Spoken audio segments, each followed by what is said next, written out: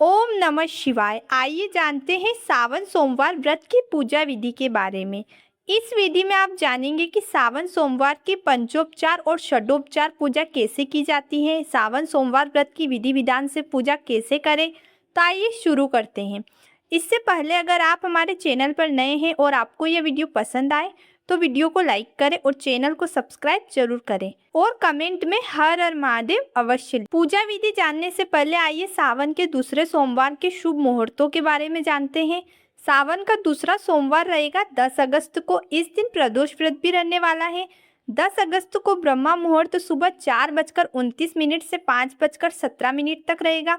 सूर्योदय होगा सुबह 6:05 पर और सूर्यास्त होगा शाम 6:59 पर। प्रातः काल की पूजा का शुभ मुहूर्त सुबह 9:07 से 10:47 तक रहेगा और सायकाल की पूजा आप शाम 7:05 से 9:14 तक कर सकते हैं।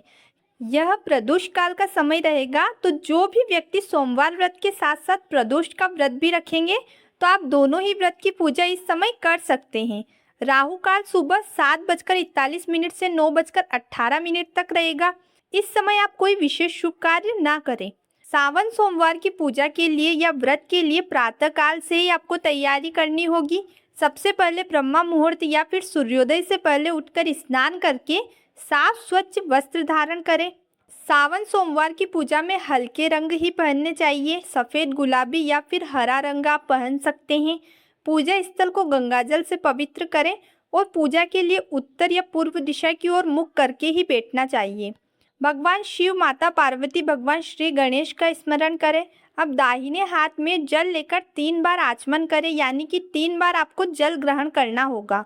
ओम केशवाय नमः, ओम नारायणाय नमः, ओम माधवाय नमः। इसके बाद हाथ में थोड़ा और जल लेकर बोलें ओम गोविंदाय नमः और यह जल अपने हाथ पर छोड़ दें।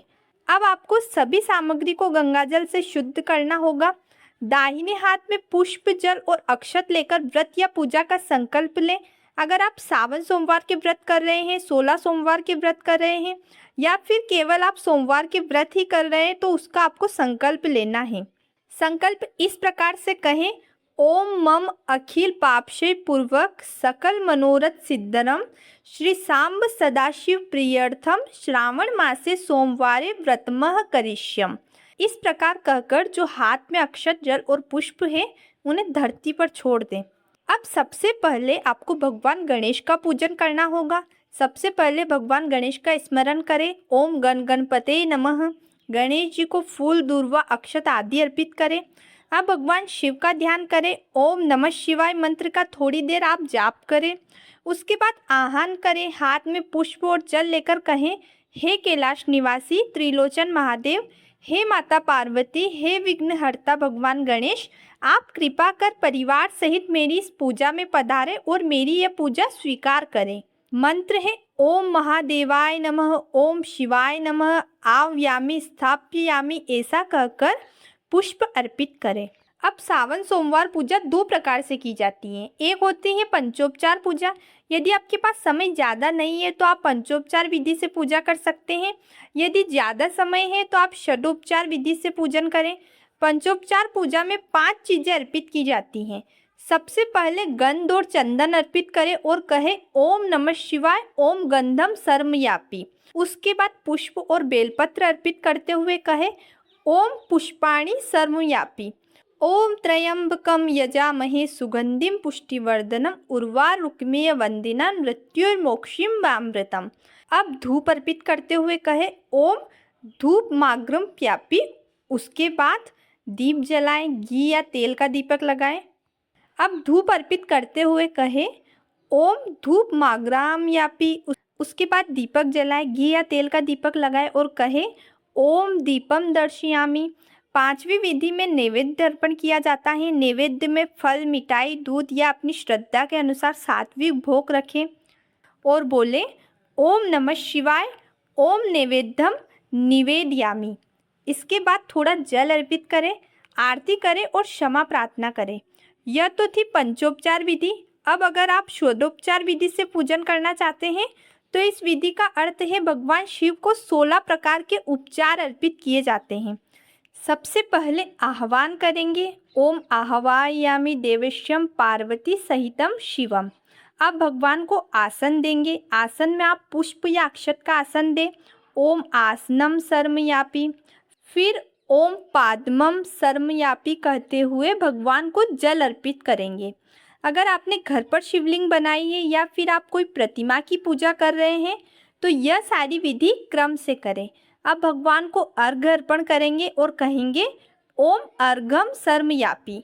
आचमन के लिए जल अर्पित करेंगे और कहेंगे ओम आचमन सर्वयापी। आप भगवान शिव का अभिषेक करेंगे, स्नान कराएंगे, जिसमें आप शुद्ध जल से, दूध से, दही से, शहद से, शक्कर से सबसे अलग अलग भी स्नान करा सकते हैं, या फिर आप पंचामृत बनाकर सबसे एक साथ भी भगवान शिव को स्नान करा सकते हैं।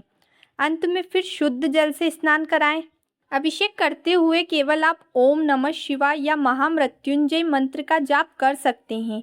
अभिषेक करने के पश्चात हम वस्त्र रूपी मोली या कलावा अर्पित करेंगे और कहेंगे ओम वस्त्रम सर्वयापी। यज्ञोपवीत यानी कि जनेऊ अर्पित करते हुए कहेंगे ओम यज्ञोपवीतम सर्वयापी। गंध चंदन अर्पित करेंगे और कहेंगे ओम गंधम सर्वयापी। पुष्प और बेलपत्र अर्पित करते हुए कहेंगे ओम नमः शिवाय, ओम पुष्पम सर्वयापी।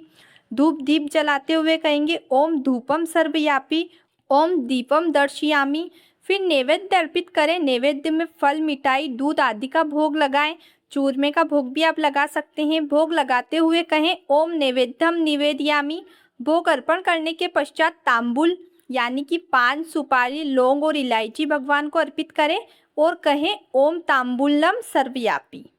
अब मंदिर में कुछ दक्षिणा चढ़ाएं। श्रद्धा अनुसार आप दक्षिणा चढ़ाएं, परिक्रमा करें और परिक्रमा आपको आधी ही करनी है। अंत में कपूर या दीपक से भगवान शिव की आरती करें और भगवान शिव से प्रार्थना करें। ओम नमः शिवाय मंत्र का जाप जितना आप कर सकते हैं करें और कथा का श्रवण भी करें। भगवान से क्षमा याचना करें कि हे भोलेनाथ, आज इस पूजा में अगर मुझसे कोई भूल हो गई हो तो मुझे क्षमा करें और मेरी ये पूजा स्वीकार करें। अगर आप सुबह पूजा कर रहे हैं तो नैवेद्य जो आपने चढ़ाया उसे ग्रहण न करें। शाम को आप पूजा करके नैवेद्य ग्रहण करके अपने व्रत का पारण कर सकते हैं। यह थी आज की जानकारी। आशा करती हूँ आपको पसंद आएगी।